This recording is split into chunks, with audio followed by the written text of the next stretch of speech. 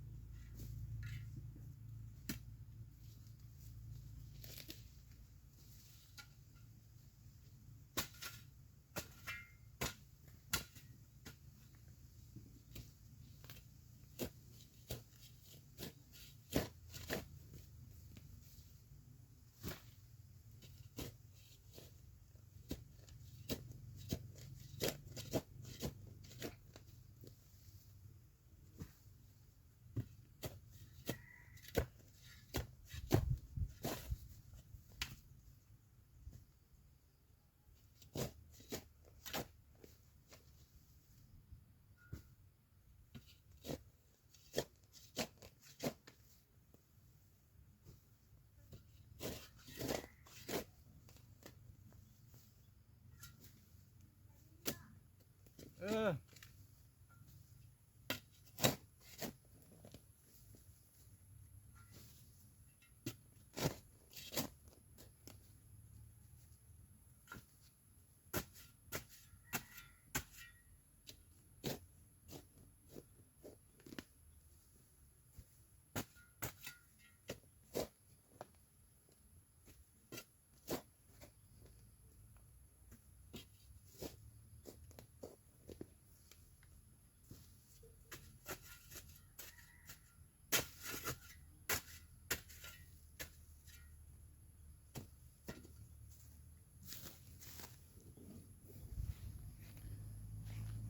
นี่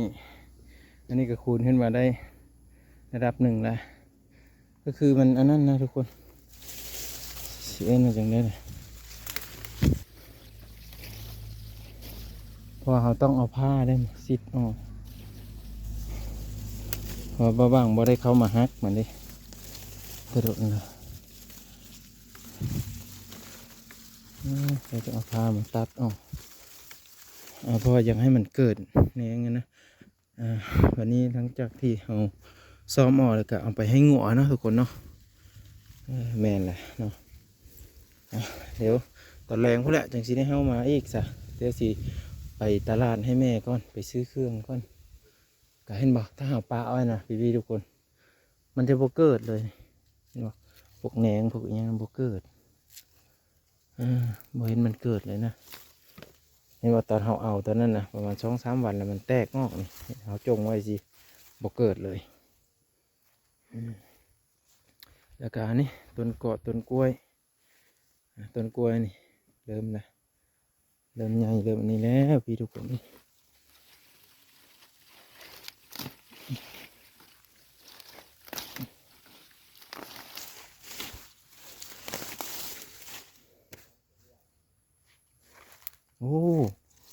โอ้ทุกคนนี่ลืมเห็น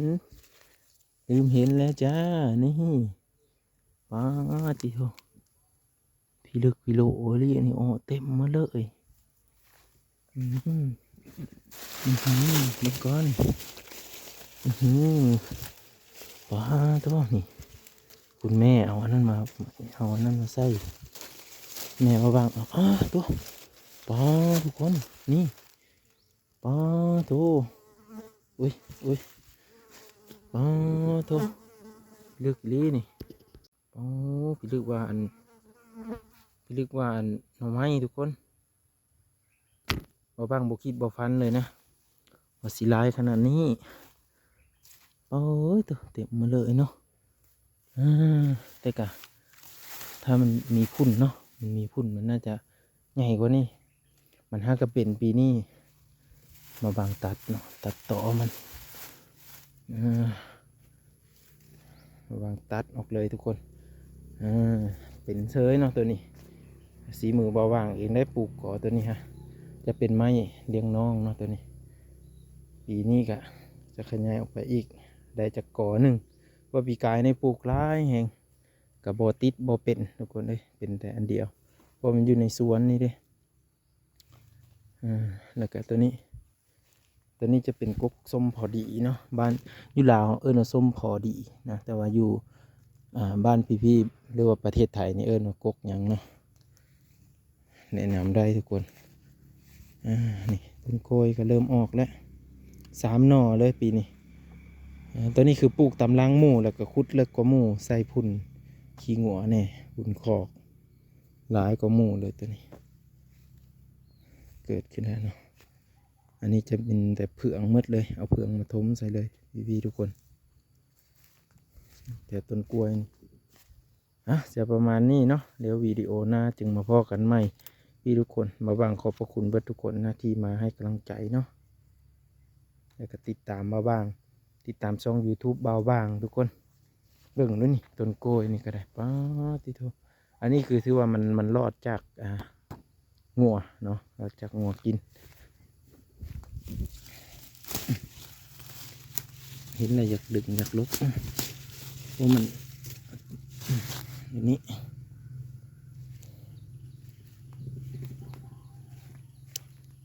แต่เก้างอนจะบุเข้ามาเลยอันนี้ก็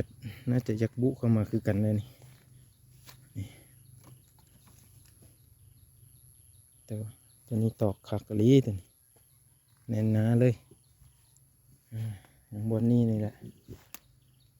นี่อยากไปแหละมันเห็นเคี้ยวๆไปสิแล้วมันจะเข้ามามันจะดึงเลยนะตัวนั้นก็สิจงไว้เห็ดแนวเลยตัวนะบ่ตัดมันแหละก็สิให้มันเป็นกอใหญ่ๆเลยนะทุกคนประมาณปี2 ปีแล้วก็จังมาเห็ดหน่อมันบานนี้จึงขยายพันธุ์ออกคันเฮาสิตัดตลอดนี่คือมันสิตายเนาะมันสิตายแล้วเฮาสิบ่ได้แนวมันได้เพราะว่าเราต้องเอาแนวมันก้อนจะก่อหนึ่งคือป้าให้มันใหญ่เลยก่อนนะหน่อไม้บ่งกับบ่ทันเป็นทุกคนเลยตอนนี้ก็รอดคือสิบ่ตายแหละนี่ต้นไผ่ตัวนี้คือกันหน่อแหนงเอียงกะ บ่ค่อยออกไปได้เดี๋ยวบางจะจบไปเพียงสำนี้เนาะพ่อแม่พี่น้องขอบพระคุณที่รับชมและติดตามเด้อนี่เห็นบ่เนี่ยยังนี่ออกเลยตัวหนึ่งมาซับเอาเลยได้มือนะซับเอาไปกินเลยยังแต่ตัวนี้